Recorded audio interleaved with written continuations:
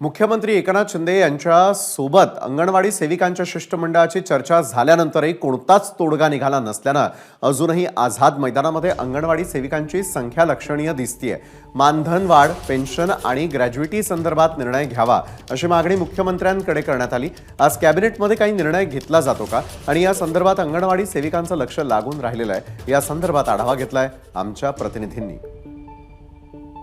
अंगणवाडी सेविकांच्या एकूण प्रतिनिधी आहेत, आपण त्यांच्याशी बातचीत करूया। काल तुम्ही गेले होता ताई, काय नेमकी बैठक झाली, काय तुम्हाला आश्वासन दिलं आहे का काही?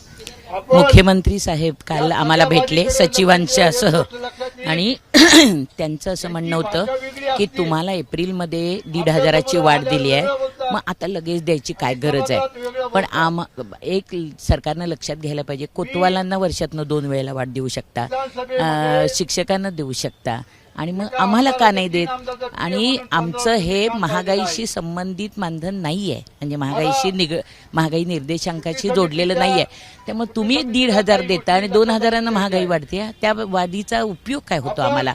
आणि म्हणून काल मुख्यमंत्री जे बोलले त्यांचं असं म्हणणं होतं की 1,500 दिलेत म्हणून आता आम्ही वाढ देणार नाही। पण त्यावेळेला आम्हाला आठवतंय चांगलं की जेव्हा फेब्रुवारीमध्ये आमचा संप चालू होता आणि चर्चा झाली, त्यावेळेला त्यांनी असं सांगितलेलं की 1,500वर आता भागवा आणि आम्ही तुम्हाला पेन्शन आणि आम्ही तुम्हाला ग्रॅज्युइटी हे आम्ही देतो। मंगल प्रभात लोढा त्यावेळेला मंत्री होते, विधानसभेच्या पटलावर त्यांनी असं सांगितलं की 8 दिवसात मी ग्रॅज्युइटी देतो आणि पेन्शनचा प्रस्ताव तयार आहे म्हणून।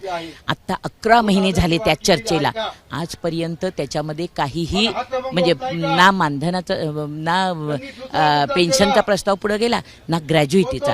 त्यामुळे आम्ही याच्याबद्दल असमाधानी आहोत। म्हणून काल महाराष्ट्राच्या 32 जिल्ह्यातनं आलेल्या सगळ्या भगिनी आमच्या काही गेल्या, परंतु काही इथं मुक्काम टेकून आहेत आणि गावागावामध्ये त्यांची आंदोलनं चालू आहेत। त्यामुळं आम्हाला सन्मानपूर्वक मानधन वाढ मिळाल्याशिवाय आम्ही इथून हलणार नाहीये। मोठ्या प्रमाणात अंगणवाडी सेविकांचे प्रश्न जे आहेत ते अजूनही मार्गी लागलेले नाही, आणि त्यासाठी आज कॅबिनेटमध्ये काही तोडगा निघतो का हे बघणं महत्त्वाचं असेल।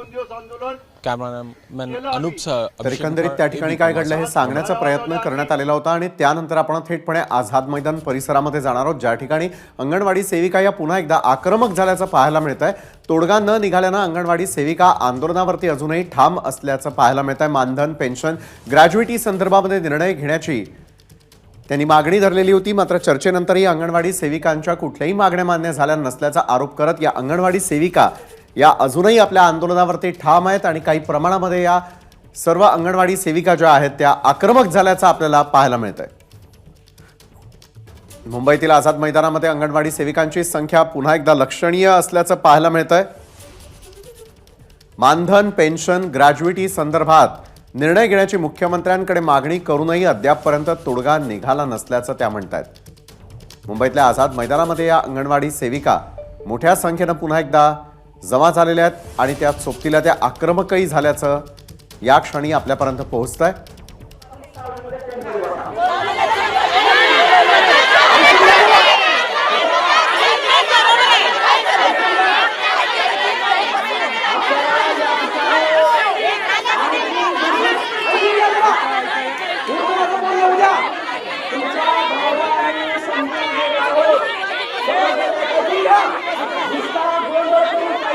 अभिषेक मोठा आमचे प्रतिनिधी या संदर्भात अधिक माहिती देत आहेत। अभिषेक, एका बाजूला थोड्या वेळ आधीच तुमची आणि अंगणवाडी सेविका ज्या आहेत त्यांचं प्रतिनिधित्व करणाऱ्यांची आपण मुलाखत देखील दाखवली, मात्र या क्षणाला पुन्हा एकदा अंगणवाडी सेविका ज्या आहेत त्या आक्रमक झाल्याचं पाहायला मिळत आहेत। काय नेमकं कारण आहे या क्षणाचं?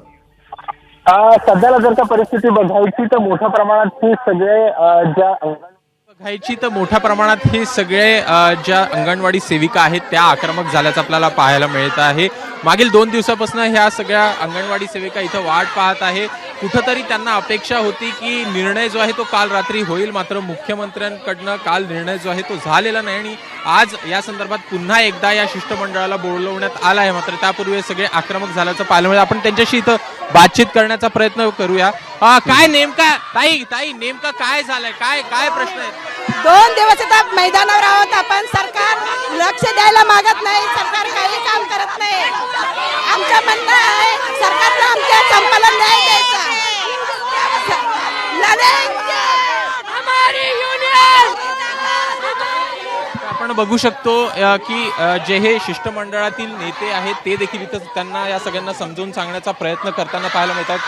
माझ्यासोबत जे प्रतिनिधी आहे शिष्टमंडळाचे त्यांच्याशी बातचीत करूया. काय नेमका प्रश्न झालेला आहे, काय एवढे सगळे हे अंगणवाडी सेविका आक्रमक झाले? हे बघा, सरकारने जे चर्चेला बोलवायला पाहिजे होतं ते बोलवलं नाही आहे आणि आता कुठे निरोप येतो आहे की प्रधान सचिव बोलायला तयार आहेत.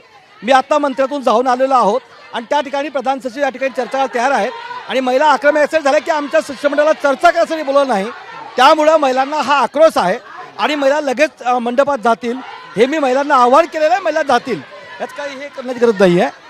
तर इथं आपण बघू शकतो पोलिसांचा मोठ्या प्रमाणात फौजफाटा जो आहे तो तैनात करण्यात आला आहे. स्वतः पोलीस उपायुक्त इथं आपल्याला प्रवीण मुंडे पाहायला मिळत आहेत, जे या सगळ्या परिस्थितीवर नियंत्रण ठेवून आहेत. मात्र एकूण प्रश्न असा झालेला आहे की मागच्या 2 दिवसांपासून या सगळ्या महिलांना अपेक्षित असं होतं की आपल्या बाजूने हा निर्णय लागेल, मात्र तसं सध्यापर्यंत आत्तापर्यंत न झाल्यामुळे ह्या सगळ्या महिला आपल्याला इथं आक्रमक झाल्याचं पाहायला मिळत आहेत आणि जे शिष्टमंडळातील प्रतिनिधी आहेत त्यांचं देखील हे सध्याला ऐकत नसल्याचं आपल्याला पाहायला मिळतं. आपण बघू शकतो की जे शिष्टमंडळातील प्रतिनिधी आहेत त्या देखील बोलतात. आपण त्यांचा घोषणा ऐकूया.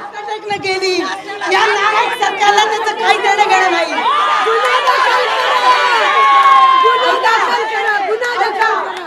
आमचं म्हणणं आहे, या पोलिसांमध्ये हिंमत असेल तर रुबल मॅडम वर 306चा गुन्हा दाखल करा. 306. हो सांग.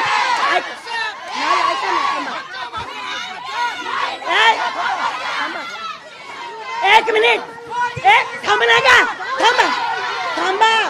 आपण या ठिकाणी जरा थांबा. थांबा. हे बघा, आपण हे पाऊल का उचललं?